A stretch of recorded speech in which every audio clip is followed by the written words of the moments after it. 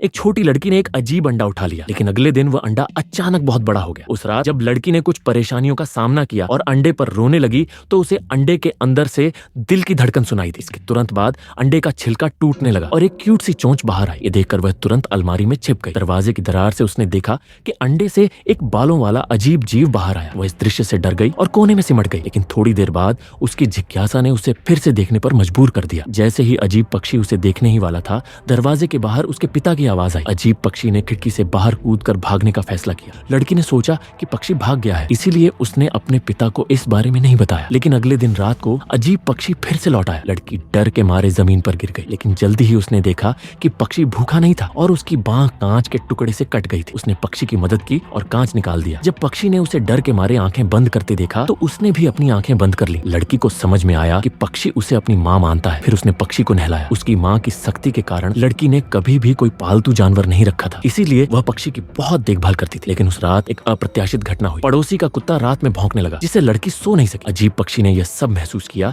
और नीचे जाकर कुत्ते को खा गया। जब लड़की ने देखा कि पड़ोसी के कुत्ते का शव उसके सामने है तो वह उल्टी कर दी। पक्षी ने कहा, कोई बात नहीं, मैंने सिर्फ सिर खाया, बाकी तुम्हारे लिए छोड़ दिया। लड़की ने अगले दिन कुत्ते को अपने पिछवाड़े में दफनाने की कोशिश की, लेकिन उसका भाई उसे देख लिया।